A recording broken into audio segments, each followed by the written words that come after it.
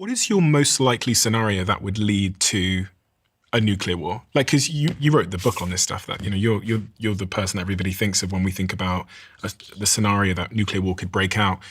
Of all the potential routes there, which one do you think is the most likely? I do think that North Korea is very dangerous. I think Putin has. I would have told you 5 years ago that Putin would. He's an former intelligence officer. He's familiar with history. He knows better. And now I have a changed opinion about that. I think it's very dangerous, and I think that his use of the Oreshnik was sort of like that was a ballistic missile that is capable of carrying a nuclear warhead. There wasn't a nuclear warhead in it. He did notify the State Department prior to the launch of that, 30 minutes prior. But that's like incredibly dangerous. So everything is dangerous. Any nuclear-armed nation that, threatens nuclear weapons is dangerous. But AI is its own extraordinary level of danger, and the article that you wrote speaks to that. Now, my understanding is currently everybody knows that, air quotes, and then when I learned about the Department of War Anthropic AI late at night battle over using AI in these systems, I was surprised. Why? Because I thought there was more restraint on that. And what I see in this administration— From the government. Yes. And to see sort of the same bravado that we do agree on is coming out of this administration about exerting power, about just being able to do a decapitation strike effectively using AI, I go, wow, that is not what I expected. The interesting thing with Trump generally is that he has a reputation of saying and doing things that at one point we would have all gone, oh my God. But we've almost become so used to these things that there's almost a desensitization to some degray. Shattering of norms, they call it, right? He also contradicts himself. I mean, that's not even, he's spoken on the record about how, I think he put out a video in 2011, I might be wrong on the date, attacking Obama for, and saying that he was going to attack Iran. In 2013, there's a tweet that he posted saying attacking Iran is showing that you failed at negotiations and, something to that effect. So here we are talking about how important it is to change your mind. Maybe if you're not maybe not if you're the president of the United States. I think the slippery slope is so gradual that sometimes you don't see where you're heading towards. Yes. And in terms of sort of military action and the use of AI and all these things and autonomous weapons, we feel like we're going down a slippery slope here in a way that I haven't felt for the other 33 years of my life as it relates to geopolitics and war. And also generally, when you think about some of the actions and speeches at Davos, where the US leaders were saying to the Europeans, listen, you guys are weak now. And it sounded to me saying, you guys are weak, get your shit together, figure out your energy situation, we don't need you anymore. Listen, we're going to run this now. And this whole idea of special relationship, blah, blah, blah, it seems to have gone out the window. So you've got an emboldened United States military and leadership who seem to be able to do what the fuck they want. If you don't let us use your AI how we wish, we'll smash your company, we'll take away that $200 million contract, and we'll cut you off from the rest of the supply chain. And we get used to it. We hear the headline and go, oh, that's crazy. And then we kind of get desensitized again, as humans do. But the direction of travel is sometimes what you want to look at. Versus just this sort of static state of where we are. That's the concern. I think you have hit the nail on the head with that. I agree. I think you've got a much clearer picture than most, Steve, on what's going on here.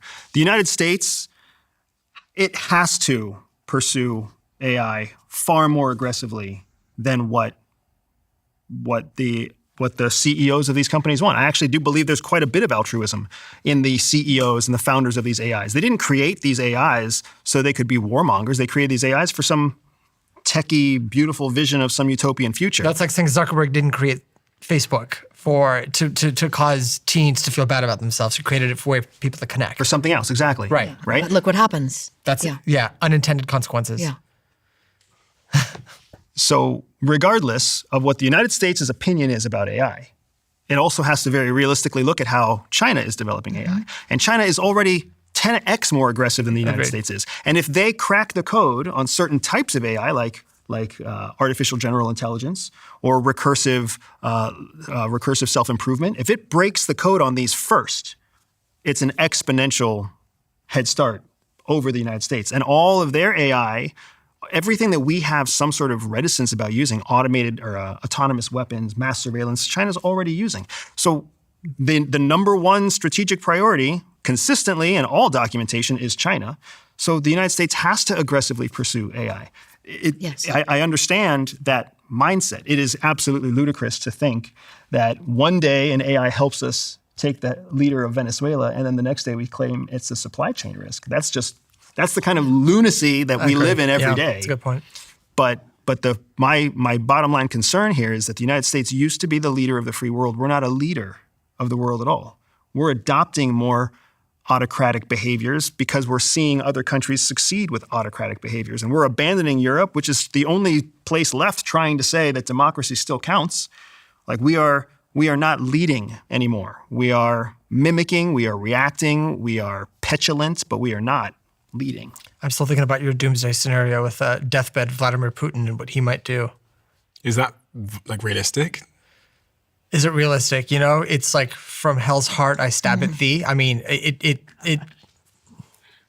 I don't know what's realistic anymore. Again, these norms that are shattered, these restraints, these guardrails that we think, no, a leader wouldn't do this or someone wouldn't do that. I'm beginning to question all of it too. I don't know anymore what someone is or isn't capable of. And I think humans have a discomfort with cognitive dissonance where, holding two opposing viewpoints at once. We've gotten, I think, worse at it, evolutionary over time. And our politicians are the worst yet, or our world leaders are the worst at it yet. And so that's a cause of concern for me. I always think, like, what has someone got to lose and what have they got to gain? And if you've got a couple of days left of your life or a couple of days left in office and Trump's going to be, 83 by the time he gets out of office or something? Yeah, why does he care if he pushes a button and does whatever? At which point, and the same with Putin. At some point, he's going to be old and he's going to have a couple of weeks left in his life. And he's going to be reflecting on his legacy and he's got nothing to lose. Yeah. Trump's got nothing to lose there's no second term. Well, I watched him the other day taking great admiration to the fact that Zelensky they can't be elections in Ukraine because there's a war going on. And I think he cracked a joke saying that he would kind of like that if there was a US war going on, then there wouldn't be elections. And it sounded like a joke, but a lot of things have sounded like jokes before that he said. So what do you think happens next?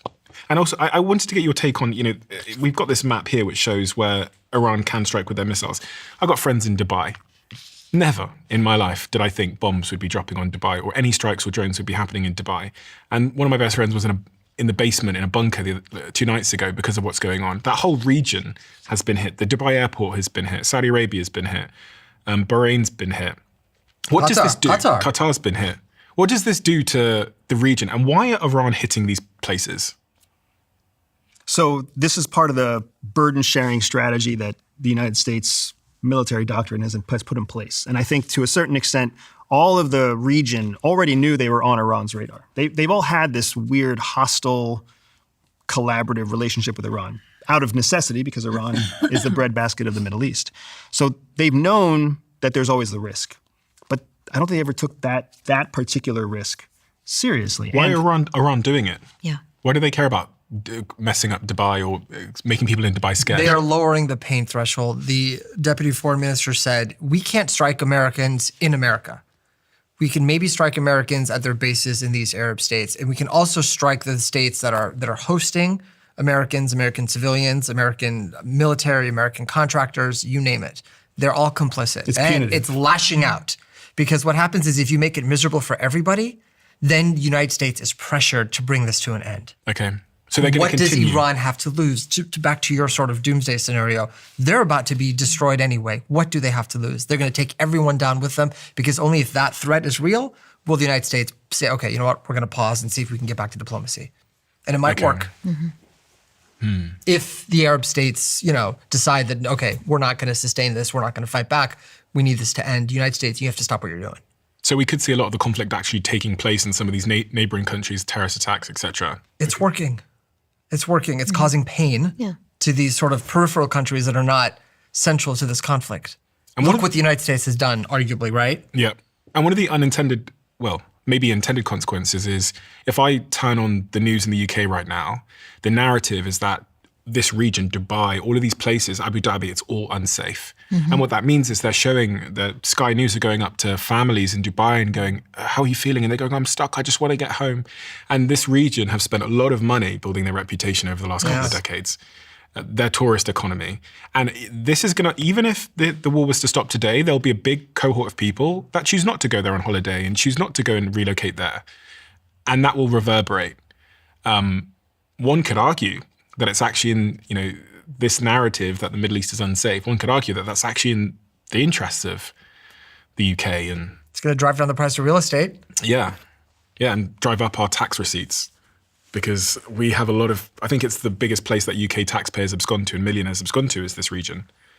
So, did you have any thoughts on that? No, you're not. I don't think you're wrong. I think that there's, whether or not, I don't believe that Western countries want to see death and destruction in the Middle East. I don't believe that.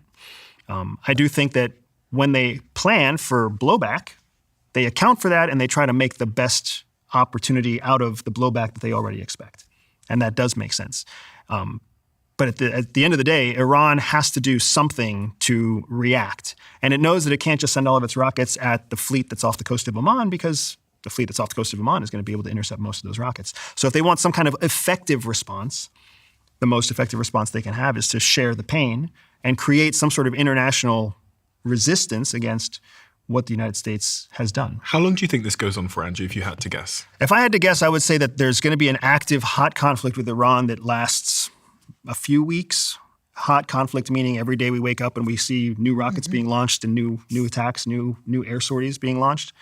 But the actual reverberations of this from Hezbollah, from Hamas, from the Houthis, from whatever loyal stanchions still exist in Iran, we could see that for years. There's no guarantee that Iran's going to bounce back from this in a better place. I hope it will, but hope is not the same thing as reality. Hope is just hope.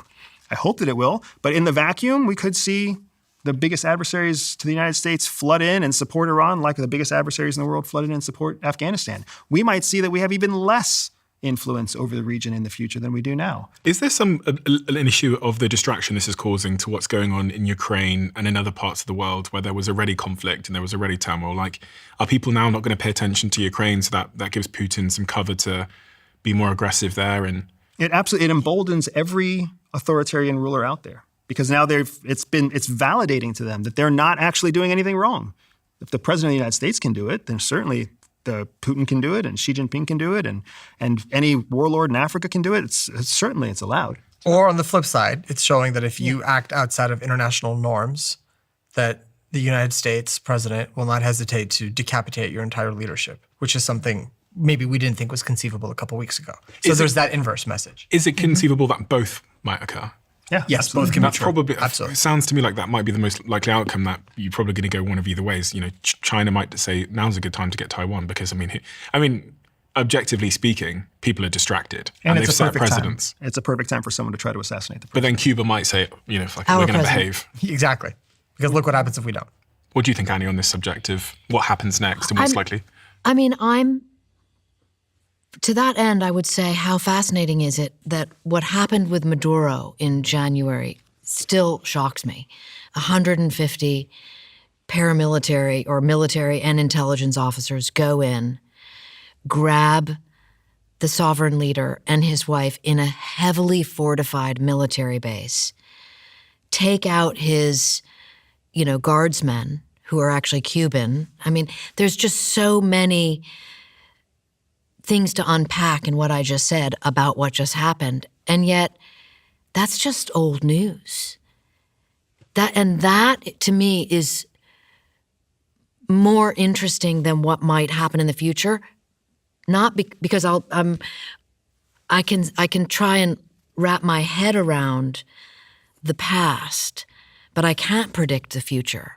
But I do believe they correlate with one another, and only after time.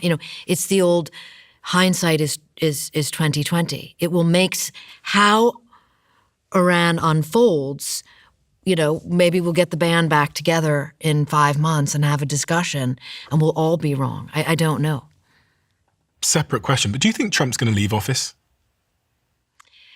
I mean, the Constitution says he is. Do you think he will? The Constitution says he is. But do you think he will? I don't have a crystal ball. Do you think he'll leave office? I do. Do you think he'll leave office? I do. You do? I have more confidence after last week's Learning Resources Supreme Court opinion that we saw two justices who Trump appointed who basically defied a policy that was the signature of his second term, his campaign, his tariffs, and saying that you don't have that power. I was emboldened. I would have been more pessimistic, but after seeing that, it gave me a little bit more hope that there is still sort of guardrails and separation of powers. It's still a thing. What do you think happens next in the region? I'm with Andrew. I think 3 to 4 weeks is the timeline I see for the actual kinetic war. And then after that, every one of these Iranian leaders, whoever's left, whoever steps in and fills a role of whether it's a military junta that takes over, whether it's a symbolic supreme leader, these are all marked men. They're all going to be targeted for assassination. There is By who? By Israel, by primarily, but pretty much anybody that considers them enemies, even maybe now some of the Arab states for that matter. At the end of the day, it doesn't pay to be a political or religious figure in Iran. So at this point, I think what we're going to see in the months to come is a slow fracturing of that support. And I'm not surprised if we start seeing defections from the IRGC and people, just like we saw during 1979, saying, you know what, it's not worth it. There's no long-term gain here because this regime has lost any credibility domestically. There's none left, zero. And it's losing credibility in the region. It violated an unspoken agreement with its Arab neighbors that they don't directly fight each other in this way. And its allies, so-called allies, have abandoned it. It has nothing left. So when you have nothing left, what is there to fight for? That's why, but that's going to take a few months up to a year to play out. What is the most important thing that we should have talked about that we didn't talk about, Andrew, as it relates to all of the stuff we've talked about today? I think for me, what I always come back to is what is the future for the average American? What does it look like for us?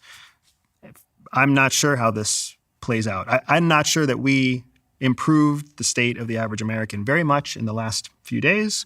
I don't know that we will see much improvement in the next few weeks. I don't know that we will see much improvement in the next few years because of what actions we took in Iran. But I do confirm, I agree with what the other two have said. Like the United States administration has shown it's powerful in Venezuela, it's powerful in Iran. Cuba's already being more than whispered about as the next transition in government. How much chaos are we going to see to the existing world establishment before Trump then leaves office and somebody else has to come in and pick up the mess? And I've always been concerned not about Donald Trump, but about who comes after Donald Trump. Why? Because if Donald Trump paves the way for this authoritarian type of shift, and if he has support through his final days in office, then whoever comes next will have even more legitimacy to come in with a strong hand from the beginning. And potentially a world where only authoritarian actions work. And that just continues to take us down a road of pain. I've been talking to you about this for the better part of 3 years, that I believe the world, and especially the United States, is coming into one of its darkest decades ever. This is the world that we live in now, a world where it's not unipolar, a world of AI technologies we can't predict, of conflict that we can't anticipate, of mass surveillance, of the breaking of international norms. This is the world we are coming into now. It's the world that our children are going to be developed in. It's the world that one day they will have to create their own future in, and our grandchildren will inherit whatever's left of it after that.